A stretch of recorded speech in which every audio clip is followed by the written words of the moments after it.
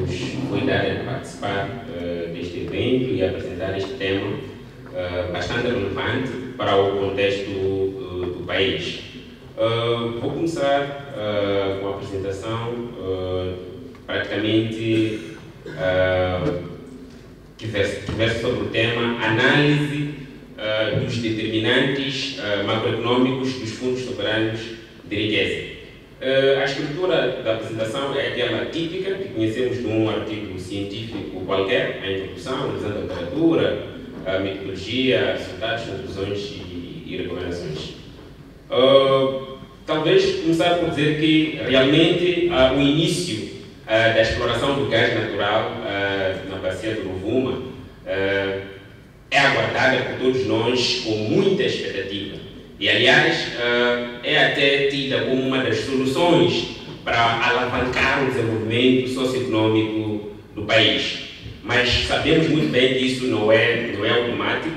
Alguns países que começaram a produzir e exportar recursos naturais, especialmente petróleo e gás natural, viram-se numa situação de excesso de entrada, de excesso de encaixes monetários nas suas economias e foram obrigados a criar fundos soberanos de riqueza para gerir este excesso de entrada de divisas ou de encaixes monetários acima das suas necessidades imediatas de liquidez. Então, o Fundo Soberano aparece como um tema bastante relevante para o país, pelo fato de termos essa expectativa de começarmos a explorar o gás natural e depois termos grandes encaixes monetários que vamos precisar do instrumento para gerir as receitas associadas à exploração desses recursos e garantir que o esperado desenvolvimento socioeconômico ocorra. De facto, como problema de pesquisa, sabemos que a exploração de recursos naturais para qualquer país, e aliás para Moçambique, é indubitável que é uma oportunidade para o desenvolvimento socioeconômico. Mas, conforme disse, não é tão automático. A exploração de recursos naturais encerra alguns desafios. Primeiro, tratando-se de recursos não renováveis, como garantir o equilíbrio do consumo intertemporal, como garantir que as gerações atuais sejam beneficiadas sempre que prejudiquemos as gerações futuras, ou como garantir que haja um equilíbrio de consumo entre diferentes gerações. E também como acautelar o possível efeito da doença holandesa, porque sabemos que o excesso de entrada de divisas pode causar apreciação, pode levar à apreciação cambial. E a apreciação cambial por si não é algo, a apreciação cambial excessiva por si não é algo positivo, porque passamos a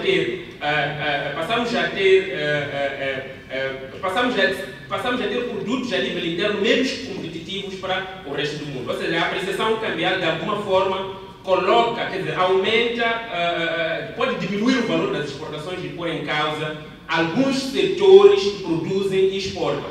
Então, exatamente este problema que pode resultar de uma exploração de recursos, de uma entrada excessiva de divisas na economia, sem um instrumento de gestão, tal como o Fundo Soberano de Riqueza.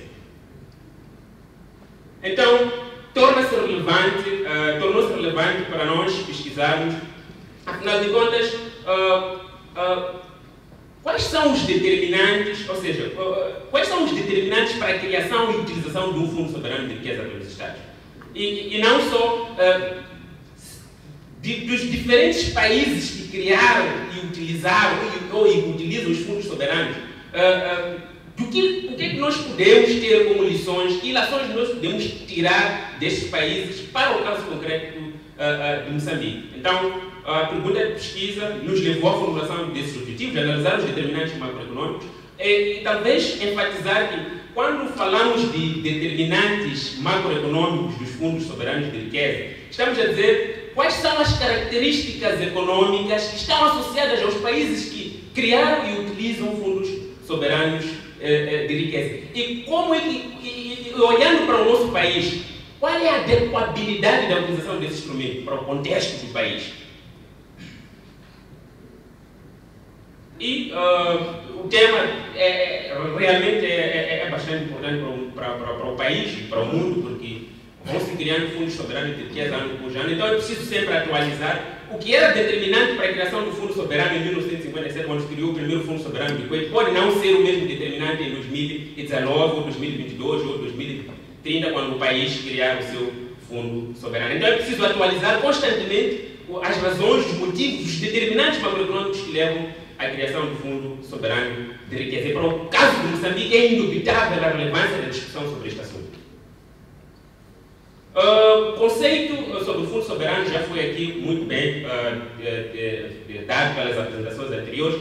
Talvez sublinhar algumas palavras importantes, que é composto por ativos financeiros geridos pelo Estado para a diversidade de objetivos macroeconômicos. Estamos a falar, por exemplo, quando temos um choque da flutuação de preços de commodities, por exemplo, é preciso termos um fundo para cautelar que esse choque não coloque em causa, por exemplo, a estabilidade da economia. Não só para cautelar, naturalmente, o excesso de entrada de divisas que pode levar à apreciação excessiva da taxa de câmbio e provocar doença holandesa, e também para permitir o consumo intertemporal da riqueza que é dos moçambicanos de hoje e do amanhã.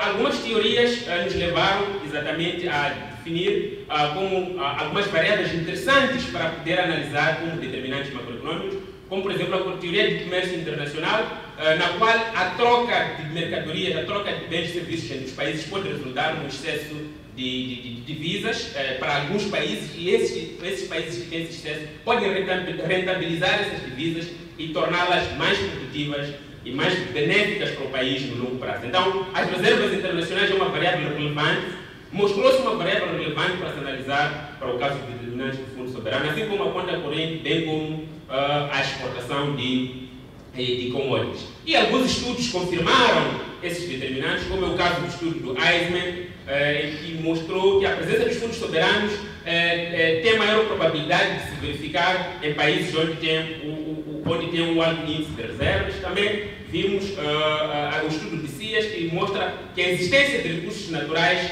já por si é um fator que pode levar à criação de um fundo soberano. Depois temos também a pesquisa de Magalhães, que analisou variáveis que incluiu variáveis como poupança interna, exportações de commodities, conta corrente e por aí adiante. Naturalmente, para operacionalizarmos este trabalho, tivemos uma metodologia e escolhemos uma metodologia quantitativa que combinou análise estatística e utilização do modelo econométrico de regressão binária, onde a variável explicativa é uma variável dano que toma o valor de 1 quando é a probabilidade de sucesso, que toma o valor de 1 quando o país tem fundo soberano e o valor de 0 quando o país não tem fundo soberano. A análise estatística serviu mais ou menos para trazer as características dos países que possuem fundos soberanos em comparação com as características dos países que não têm fundos soberanos, e não só permitiu vermos os países que têm fundos soberanos no seu momento de criação, qual era a sua estrutura econômica, exatamente para vermos se Moçambique tem a estrutura econômica que pode justificar avançar para um fundo soberano, e talvez quando isso pode acontecer, do ponto de vista de indicadores que podem nos dar a direção para sabermos se criamos o fundo soberano no momento oportuno, onde ele é necessário, nem antes e nem depois. E o modelo econométrico também foi testado. As variáveis explicativas são aquelas que foram sugeridas pela teoria econômica durante a revisão da literatura: a conta corrente, a exportação de combustível, a exportação de minérios, as reservas internacionais, e colocamos uma variável dano, por ter sido muito enfatizada na revisão da literatura, que é se o país é exportador de petróleo ou gás, que são os principais commodities.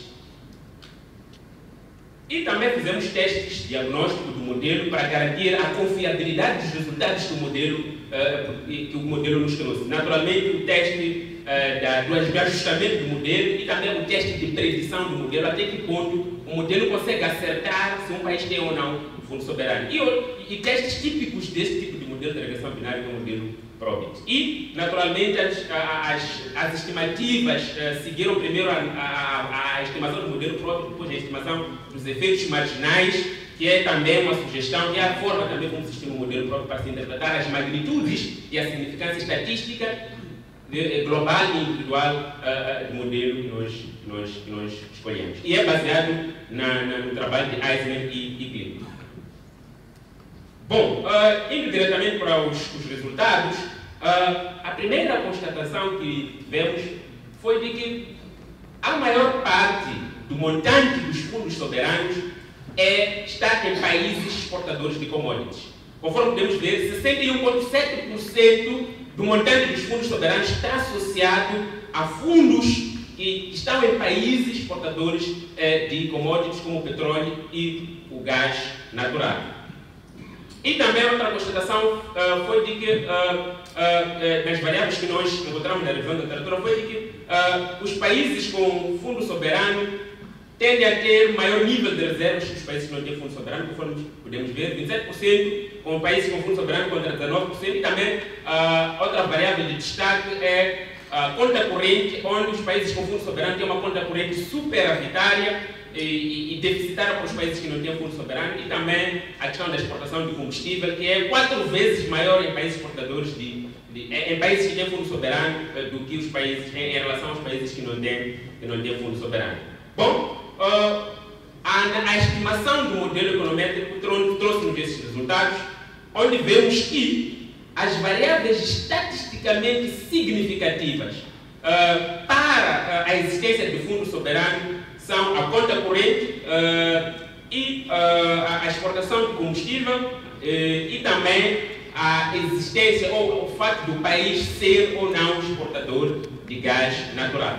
O modelo estimado conseguiu acertar em 80% das vezes se o país tem ou não fundo soberano. O modelo de probabilidade linear, ele consegue estimar, por exemplo, se o país tem ou não fundo soberano, colocando as variáveis, substituindo as variáveis do país no modelo, e se a probabilidade for superior a 50%, então pode-se dizer que o país deve ter ou tem um fundo soberano, e ele conseguiu acertar em 80% das vezes. E, em termos de interpretação, se nós olharmos para a magnitude dos coeficientes, conseguimos ver que a exportação do gás natural ou petróleo, o fato do país ser ou não exportador de gás natural ou petróleo, determina ou está associada ao aumento da probabilidade do país ter fundo soberano em 30%. Foi a variável com maior magnitude. Ou seja, o fato de um país ser exportador de carvão, gás natural, já em si dá maior magnitude para a existência de um fundo soberano. Mas se formos a ver, o 0,30 não está acima dos 50%. O que significa que temos que ter outras variáveis complementares, que para este caso usamos variáveis macroeconômicas para explicar a existência ou a criação ou a utilização dos fundos soberanos de riqueza. Então, a exportação de petróleo e gás natural é complementado pelas outras variáveis que foram estatisticamente significativas no modelo. Mas talvez para detalhar as implicações destes resultados para o contexto de Moçambique, meu colega Brasília. A análise estatística efetuada, bem como a análise econométrica, permite-nos ter uma base sólida para discutir sobre os fundos soberanos no contexto de Moçambique. E para aferir esta adequabilidade, foram usados os determinantes dos fundos soberanos que o modelo econométrico considerou estatisticamente significativos e foi comparado com o caso de Moçambique. O primeiro determinante foi a conta corrente. A média dos países que criaram fundos soberanos no momento de partida apresentava uma média da conta corrente de 6,3. Ao olhar para o caso específico de Moçambique, estamos a notar que restou um déficit acentuado ao longo dos anos. Ou seja, se quisermos discutir a questão dos fundos soberanos, olhando particularmente para o indicador da conta corrente, teríamos que esperar para que, no mínimo, verifique-se superavidade neste indicador. Porque não se pode discutir da economia, não se pode discutir de perspectivas futuras sem tocar na questão do endividamento público. O outro indicador que trouxemos para análise, para enriquecer a discussão, está associado ao endividamento público. O nosso endividamento público ronda em cerca de 110% do PIB. O que significa que produção nacional num determinado ano não é capaz de cobrir os nossos compromissos com os nossos credores. E ainda teríamos que aumentar mais 10% para que conseguíssemos fechar na íntegra os nossos compromissos. O que mostra, de fato, que o nosso endividamento está a níveis insustentáveis. Olhando particularmente para o outro indicador, que é a receita, serviço da dívida versus receitas, verificamos que o recomendável pelo FMI é de que esteja ao nível de 20%. Moçambique, no meados de 2016, começou a mostrar uma tendência de acréscimo desse indicador. O que significa que a nossa capacidade de honrar com nossos compromissos perante os nossos credores está fraca. Ou seja, Moçambique está a níveis considerados não ideais, do ponto de vista de capacidade de geração de receitas para honrar com os nossos compromissos. Aliás, tivemos nos últimos tempos a tentar renegociar ou reestruturar as nossas dívidas para um momento em que o país terá uma capacidade de geração de receitas para fazer face ao nosso serviço da dívida. E essa reestruturação teve impactos a nível da taxa de juros. A título de exemplo, saímos do empréstimo de 7% taxa de juros para 11%. O que mostra a consequência deste adiamento do pagamento do serviço da dívida.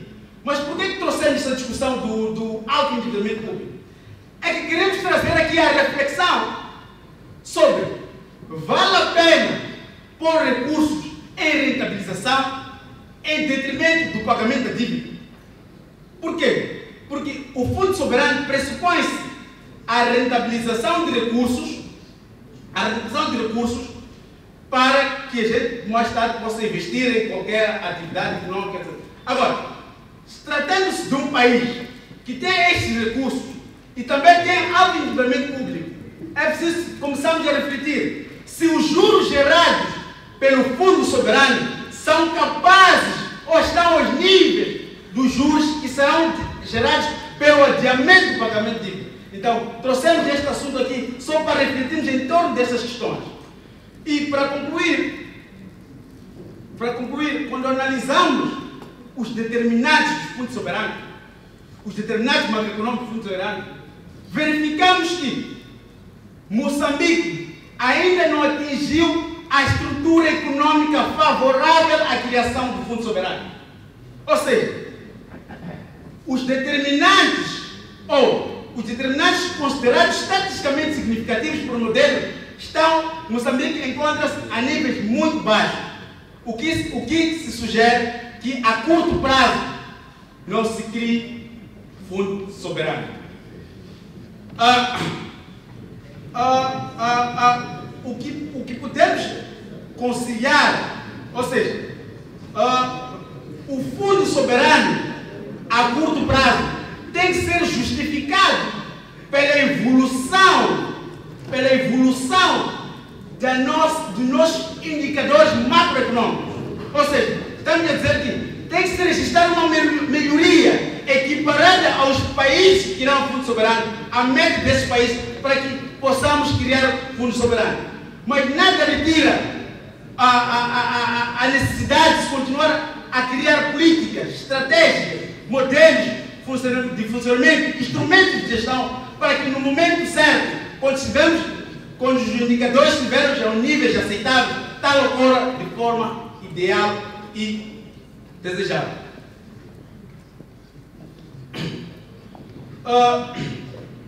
Recomendações.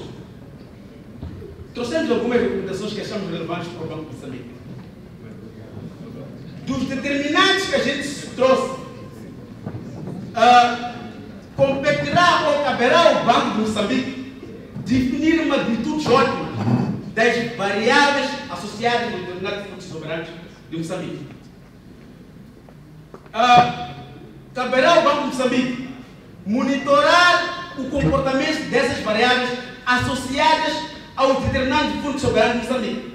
O fundo soberano não pode ser criado nem muito antes, porque tem o risco de o país assumir os custos administrativos do funcionamento da estrutura de gestão do Fundo Soberano, nem muito depois, capaz de permitir uma apreciação da taxa de câmbio e dos riscos aí associados. E continuamos a dizer, tanto o Banco de Moçambique, o público em geral, o governo, que temos que continuar a incentivar debates, discussões, porque este tema é novo, para o caso particular de Moçambique, a nível regional. No mundo já tem alguns países que já estão um bocado atualizados, mas o tema em si é novo e suscita algumas discussões com vista a aprimorar esse entendimento sobre o Fundo Soberano. E pela atenção dispensada, o nosso muito obrigado.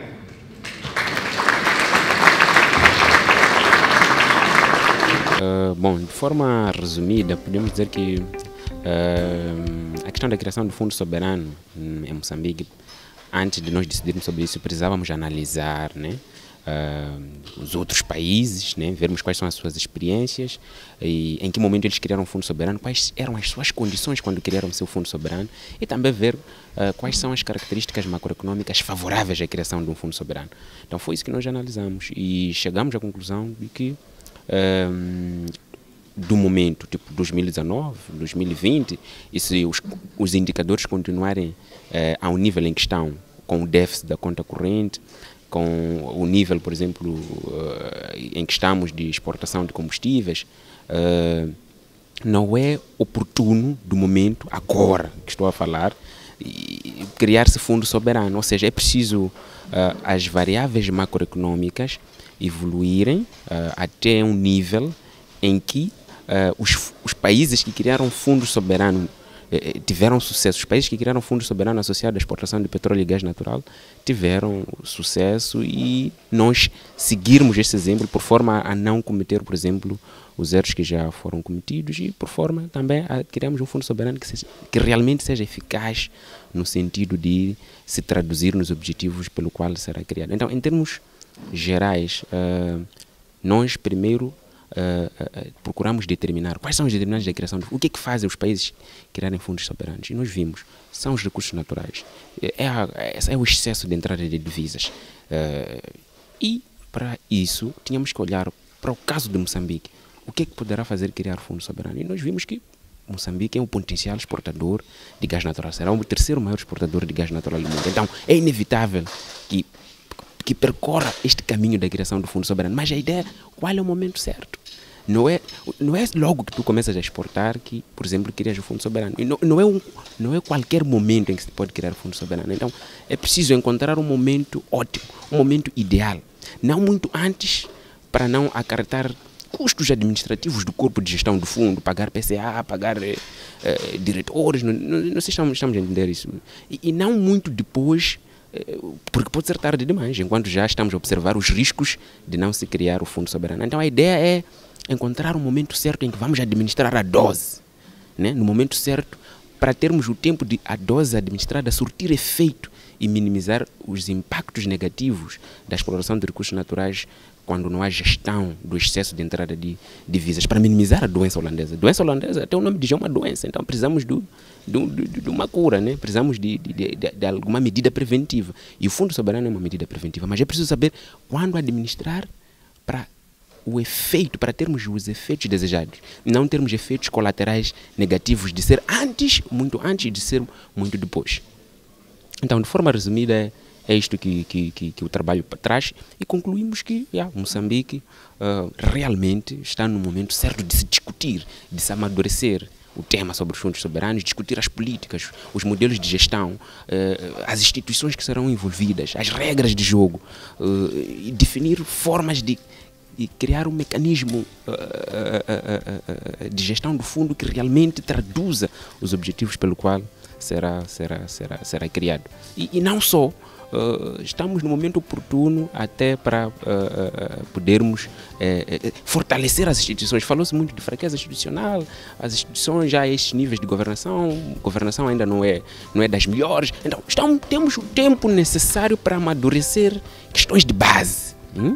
Questões de base, para quando nós formos a criar, as condições sejam realmente as ótimas, as ideias que vão se conduzir ao sucesso do Fundo Soberano de Riqueza de Moçambique.